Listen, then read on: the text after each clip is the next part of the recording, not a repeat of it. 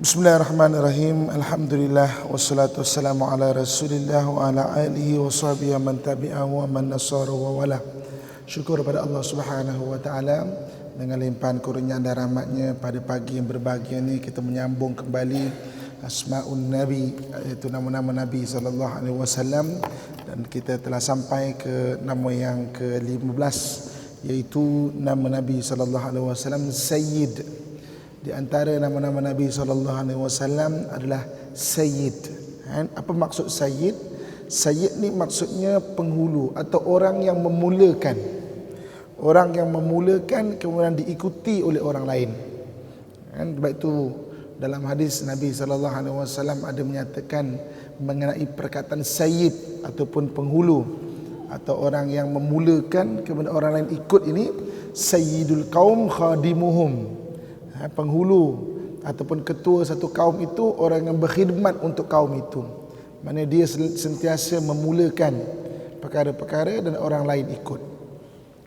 Ibu-ibu, kakak, tuan-tuan muslimin dan muslimat rahmatullah sekalian, apabila kita bicara mengenai Nabi SAW iaitu Sayyid, kita akan bicara daripada dua sudut. Apakah yang Nabi mulakan dan orang lain ikut? Kita akan bicara daripada dua sudut. Yang pertamanya, Nabi SAW memulakan kembali kepada manusia untuk menyembah Allah Subhanahu wa taala dan orang lain ikut. Allah Subhanahu wa taala Tuhan yang Maha mencipta kita. Allah Subhanahu wa taala menjadikan kita manusia. Sebahagian ahli sirah menyatakan bahawa Adam alaihissalam dengan kita ni baru 7,000 tahun. Adam tak lama lah, baru 7,000 tahun. Kita ke Nabi Isa 2,000 tahun, Nabi Isa ke Adam 5,000 tahun. Kemudian Allah Subhanahu wa taala jadikan Adam alaihissalam. Allah Subhanahu wa taala jadikan Adam alaihissalam. Allah Subhanahu wa taala turunkan Adam ke muka bumi ini. Adam turunkan muka bumi ini. Okey. Cara Allah turunkan Allah sebut dalam Al-Quran surah Al-Baqarah. Ihbitu minha jami'a, turunlah kamu semuanya. Dalam bahasa Arab ni, ibu kakak tuan-tuan sekalian, ada beberapa perkataan yang menyebut mengenai jatuh ni ataupun turun ni. Antaranya sakata sukut. Sukut ni jatuh belepeknya. Pek, jatuhnya kan. Itu sakata, sukut, jatuh. Okey. Turun ni dia panggil nazala juga. Nazala ni turun lebih lembut lagi. Kalau hujan disebut nazala. Wahyu wa anzalallahu, diturunkan. Nazala lembut lagi. Okey. Satu lagi turun dia panggil habata. Habata ni turun secara melayang macam ni. Secara melayang. Kalau kita naik kapal terbang Arab, dia akan sebut kata nak landing tu. Okey. Sadati wa sayyidati. Okey, badaknal an bil hubud bil matari Kuala Lumpur ad-Duali. Apa nama tuan-tuan dan puan-puan, kita mula nak landing lah ni, nak turun dekat apa nama KLIA. Jadi habata tu hubud. Allah sebut dia landing macam ni. Cara macam ni. Adam turun macam mana? Ihbitu minha jami'a, hubud. Saya macam ni tak boleh nak bayang macam ni lah sebab tak didetailkan. Cuma perkataan tu macam ni Oh, tu macam tu. Taklah petepek macam tu bukan. Nyai petepek gitu. Betul macam ni. Okey. Kenapa kita diturunkan di muka bumi ini? Allah Subhanahu wa taala sebut kerana dua sebab. Pertama, untuk beribadah kepada Allah Subhanahu wa taala. Allah Subhanahu wa taala sebut bahawa tidaklah aku menciptakan jin dan manusia itu illa liya'budun, melainkan untuk menghambakan diri kepada aku. Wa ma khalaqtul jinna wal insa illa liya'budun. Pertama. Dan yang keduanya, Allah Subhanahu wa taala mengatakan bahawa kenapa kita diturunkan, bahawa inni ja'ilun fil ardi khalifah. Allah tu nak jadikan khalifah di muka bumi ini. Ini tujuan kenapa kita diturunkan. Pertama, untuk mengabdikan diri kepada Allah Subhanahu wa taala, dan yang kedua untuk jadi khalifah di muka bumi ini, diturunkan untuk menjadi khalifah di muka bumi ini. Ini tujuan asal kita diturunkan. Siapapun kita, ke mana pun kita pergi, apa jua ujian yang kita lalui dalam hidup kita ini dua ni tujuan kita dihidupkan. Dua ini yang disebut oleh Allah Subhanahu Wa Taala dalam Quran. Nabi Adam AS membawa dua benda ini. Lepas Nabi Adam, orang lupa, ada orang menyembah berhala, maknanya tujuan pertama diciptakan lari, maka betulkan balik oleh nabi-nabi seterusnya.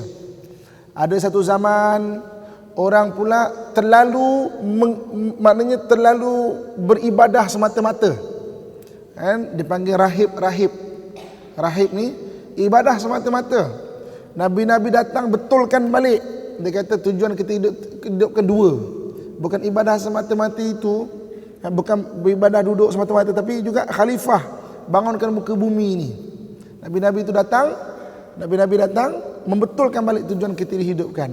Sampai Nabi Isa AS, pendekkan cerita, Nabi Isa lahir 1 Masihi. Daripada kecil dia bercakap dalam pelukan ibunya, dalam buaian, dia boleh bercakap dah. Kemudian raja ketika itu King Herod the Great. King Herod, macam kita jugalah orang Melayu mencerita kan, budak ni pandai ni, kena bunuh ni kan, macam Han Nadim punya cerita kena bunuh ni, besok dah besar-besar lawan aku pula. Nak dibunuhnya Nabi Isa, maka ibu Nabi Isa, Siti Maryam, bawa Nabi Isa pergi ke Mesir, di Bahan Nasa. Bahan Nasa tu ada pokok besar. Ahli sirah menyatakan di situ tempat Nabi Isa mula-mula sampai dengan ibunya Siti Maryam. 2 tahun berada di Bahan Nasa, maka Siti Maryam pun bawa balik Nabi Isa ke kampung halaman dia, iaitu Nazareth. Kalau kita pernah belik Bible, kita akan jumpa Jesus of Nazareth. Kemudian Nabi Isa AS pun membesar di Nazareth, menunjukkan 27 mukjizat dia di Nazareth. Dia pun mula datang ke Jerusalem. Sebab Jerusalem tu kota bandar, nak betulkan kenapa manusia dihidupkan. Waktu tu manusia sedang menyembah dewa-dewa.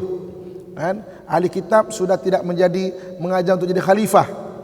Sebab kita dijadikan. Okey. Jadi sampai dekat satu gunung dekat Jericho, dipanggil Jabal Kerontol. Ada 3 nabi terkenal dengan 3 buah bukit. Nabi Musa di Jabal Tursina, Nabi Muhammad Jabal Nur, Nabi Isa Jabal Kerontol. Jabal Kerontol yang saya nak sebut Jabal Kerontol. Di sana Nabi Isa dapat terima wahyu, jadi rasul. Maka dia pun bagi Isa pun pergi ke Jerusalem, kecoh Jerusalem. Pendekkan cerita, orang-orang Yahudi pun tak suka, akhirnya berusaha untuk Rom membunuh dia, dan Allah angkat Nabi Isa ke langit. Okey. Daripada Nabi Isa AS sampai Nabi kita Muhammad SAW kurang lebih 600 tahun. 600 tahun orang lupa kenapa kita diciptakan. Lost. Kan, orang lupa. 600 tahun panjang. Orang start menyembah berhala, start menyembah dewa-dewa, start menyembah hantu, start menyembah jin, menyembah syaitan, menyembah apa yang dikagumi, menyembah manusia dan sebagainya. Maka Nabi SAW dilahirkan. Nabi dilahirkan sebagai orang yang mengajak balik mengenai kenapa kita diciptakan. Jadi yang pertamanya, Nabi ajak kita untuk menyembah Allah Subhanahu Wa Taala. Nabi SWT ajak menyembah Allah Subhanahu Wa Taala. Dan yang kedua, Nabi ajak untuk kita kembali sebagai tugasan kita sebagai khalifah di muka bumi ini. Ini Sayyid. Sayyid ni orang yang mengajak dan dia diikuti. Orang yang mengajak dan dia diikuti. Jadi yang pertamanya kita tengok, ketika Nabi SAW dapat wahyu, umurnya 40 tahun. Nabi duduk ketika itu. Sedangkan Nabi waktu itu tidak pernah menyembah berhala. Dekat Mekah ni, dia ada penyembah berhala. Ada yang berpegang dengan ajaran Nabi Ibrahim, tapi dah nipis sangatlah, macam tak tahu nak buat macam mana. Kan? Tak nipis sangat. Macam tu nak buat macam ni ke macam ni tak tahu. Sebab jauh sangat. Kemudian ada ahli kitab. Kita ada orang Yahudi ataupun orang Nasrani tadilah. Jadi ada yang bukan penyembah berhala. Nabi ni antara, dan keluarga Nabi antara orang yang bukan penyembah berhala. Kebanyakan keluarga Nabi dia bukan penyembah berhala. Dia berpegang kepada agama Hanif. Agama Nabi Ibrahim alaihissalam. Diwahyukan oleh Nabi Ibrahim alaihissalam. Jadi sampai umur Nabi SAW 40, maka Allah bagi wahyu, Nabi mula mengajak orang mengenal Allah Subhanahu wa taala. Diajar satu kalimat tauhid, la ilaha illallah. Orang Melayu kita, Bu, ayah-ayah saya sekalian, terjemahkan kalimah la ilaha illallah dengan maksud yang senang untuk kita faham. La, tiada ilaha Tuhan, illallah melainkan Allah. Ilah tu Tuhan, kan? Untuk senang faham, bagus, memang itu asas dia. Tapi sebenarnya perkataan ilah itu 99 nama Allah dalam rantaian Asmaul Husna, itulah ilah. La ilaha illallah bermaksud tiada yang mengasihi melainkan Allah. La ilaha illallah bermaksud tiada memberi rezeki melainkan Allah. La ilaha illallah bermaksud tiada memberi jalan keluar bagi masalah melainkan Allah. La ilaha illallah bermaksud tiada yang menyelamatkan melainkan Allah. La ilaha illallah bermaksud tiada segala-gala melainkan Allah. Itu maksud la ilaha illallah. Diperkenalkan tujuan asas kita untuk menghambakan diri kepada Allah, maka bergantunglah kepada Allah Subhanahu wa taala. Ibu-ibu, kakak, tuan-tuan muslim-muslimat sekalian, zaman jahiliyah ni merujuk pada masyarakat Nabi. Bukan orang bodoh tau mereka itu. Masyarakat itu bukan masyarakat bodoh, tapi disebut sebagai masyarakat jahil. Kalau kita tengok masyarakat jahiliyah zaman Nabi, mereka orang yang telah berdagang, ahli perniagaan.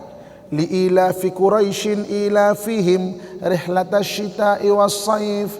Kebiasaan orang Quraisy, mereka berdagang pada musim sejuk ke Yaman, pada musim panas ke Syam. Mereka dah berdagang dah. Mereka telah ada perjanjian antara kaum dan sebagainya. Maka mereka maju. Tapi kenapa mereka dipanggil golongan jahiliyah, orang yang jahil? Sebab tak kenal Tuhan. Apabila tak kenal Tuhan, orang yang tak mengenal Tuhan ni, dia nak tanggung dunia dia sendiri-sendiri, dia tak tertanggung. Kita ni nak tanggung dunia kita sendiri-sendiri, tak tertanggung. Maka tak tertanggung, jadi stres, jadi tekanan. Apabila jadi tekanan, orang akan bersifat ganas, membunuh, serang kaum sana, serang kaum sini dan sebagainya. Tapi tekanan, stres. Sebab hati itu lupa ataupun tak bergantung pada Allah Subhanahu wa taala. Kita nak tanggung dunia, benda yang tak tertanggung. Ataupun apabila orang tak ingat Tuhan, kadar tinggi dia stres, kadar stres dia tinggi, kadar stres dia tinggi, dia nak cari benda hiburan. Maka dia mula berhibur dengan benda-benda yang merosakkan dia. Minum arak lah, berzina dan sebagainya. Sebab hati itu kosong, stres, sama ada dua, ganas ataupun berhibur dengan benda-benda yang pelik-pelik ni. Sedangkan mereka pandai, mereka tahu. Itu dia panggil golongan jahiliyah. Stres, orang penuh tension, penuh stres. Saya, tuan-tuan sekalian, ibu-ibu, kakak sekalian, ada program di Jepun tau. Di Jepun, bukan seminggu lah. Pertemuan dengan masyarakat Islam kat sana dan sebagainya. Jadi ada hari-hari, kalau saya ada program hari-hari, saya nak cakap dengan dia, saya kata yang anjurkan program tu, bagi saya teman satu orang jurubahasa, saya nak jalan sendiri. Kadang-kadang dah berhari-hari dengan orang masjid, orang persatuan Islam ni kan sebenarnya kita nak bersendiri juga, nak perhati, nak tengok, ambil pengalaman sendiri. Bagi saya satu terjemah cukup, saya jalan sendiri. Jadi saya pun bermula sekali, saya pun duduk minumlah dekat yang ala kedai-kedai ni je, yang air botol semua tu kan. Berbual dengan si Jepun tu, orang Jepun ni kan. Dia tengok saya, dia kata aku selalu tengok kemari ni kan. Aku selalu tengok hari-hari, kalau ada kesini aku tengok. Dia kata, berbual. Kemudian dia tanya saya satu soalan. Aku nak tanya kau satu soalan boleh tak? Kata, kenapa? kami orang Jepun ni, kata dia, kami orang Jepun ni, hiburan kami biasanya dua. Satu arak, kan? Satu lagi perempuan. Kalau lelaki lah. Saya kenapa nak minum arak? Kita orang Jepun ni malu. Nak bercakap tu terang ni malu. Dia bangsa lembut tau. Macam kita lah orang bahasa kita kan malu kan. Kalau kita cakap ya, belum tentu ya tu. Kan? Kalau tak, belum tentu tak. Dia kata kalau minum arak tu, dia macam pening-pening tu, dia boleh cakap tu terang. Jadi lega kata dia. Okay? Yang keduanya perempuan lah, perempuan. Aku tengok kau berhari-hari kat sini, aku tak tengok kau minum arak, aku tak tengok kau berkepit dengan perempuan. Aku nak tanya, kau orang Islam ni, hiburan kau apa? Aku pelik lah. Hiburan kau apa? Kami perlukan benda ni untuk berhibur. Sakir dia minum arak dia kan. Yang mungkin yang mahal lagi dia beli tu. Perempuan dan juga, kau punya hiburan apa? Aku tak tengok kau stres, senyum, apa orang kan. Kami cari macam itu. Ibu-ibu, kakak, tuan-tuan sekalian, perasaan yang sama seperti mana zaman jahiliyah ketika itu. Orang stres, kan, sama dia jadi gana ataupun dia jadi nak hiburan yang pelik-pelik ni lah. Maka Nabi SAW datang memperkenalkan Allah Subhanahu Wa Taala kepada mereka. Kan? Kita kalau kenal Allah, dia jadi tenang tau. Allah sebut, ala bidzikrillahi tatma'innul qulub. Ingatlah dengan mengingati Allah, hati akan menjadi tenang. Bu, kakak saya sekalian, tuan-tuan sekalian, kita nak tanggung dunia kita sendiri-sendiri, kita takkan tertanggung. Cubalah sendiri tinggalkan Tuhan, takkan tertanggung. Masalah itulah, masalah ini memeningkan kepala. Tapi kalau kita ada Tuhan, ya Allah ya Tuhanku, berikanlah jalan keluar bagi permasalahan aku ni ya Allah. Dan Allah janji, Allah kata apa? Wa may yattaqillaha yaj'al lahu makhraja. Siapa bertakwa kepada Allah, diberi jalan keluar daripada segala permasalahannya. Wa yarzuqhu min haitsu la yahtasib. Diberi rezeki dari sumber yang tidak disangka-sangka. Sebutkan apa juga masalah kita.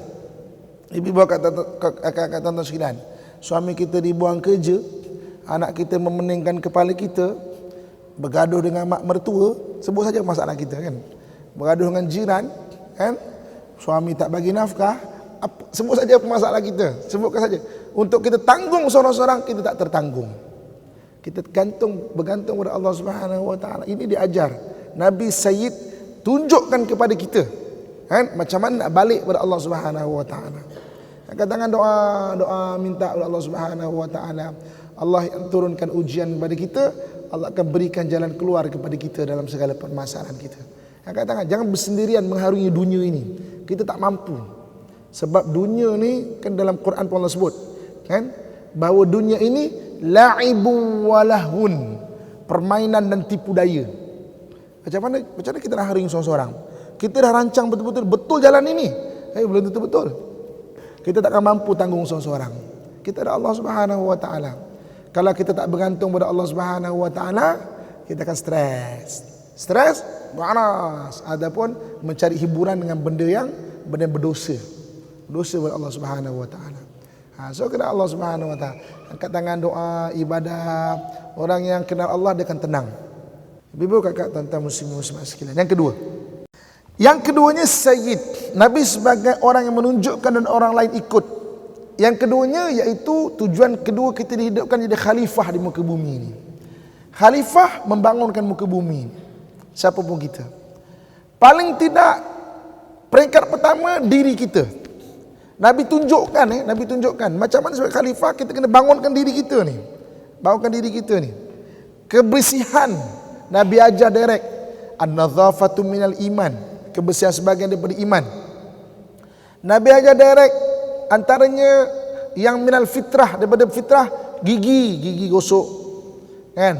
Kemaskan janggut, kemaskan misai, kan? Ibu-ibu kakak kalau ada janggut ada misai, kemaskan misai. Kemudian bangunkan orang keliling kita. Apa dia? Peringkat kedua keluarga bangunkan. Ibu-ibu kita ada keluarga, rata-rata kita depan ada keluarga, bangun keluarga kita. Kita diamarkan ada rumah.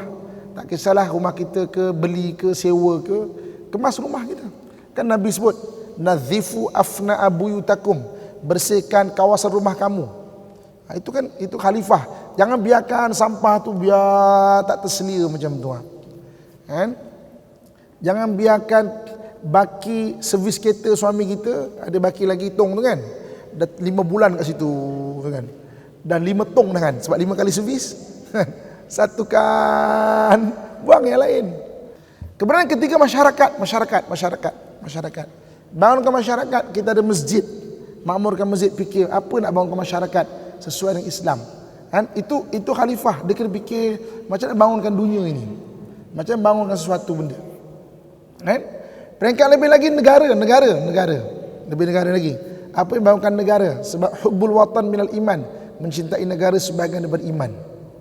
Kan? Yang lebih luas lagi adalah ummah Islamiah, ummah yang lebih besar lagi. Saudara kita di Thailand, kita fikir apa dah boleh bantu kan. Oh, paling kurang korban setahun sekali, hantarlah ke sana.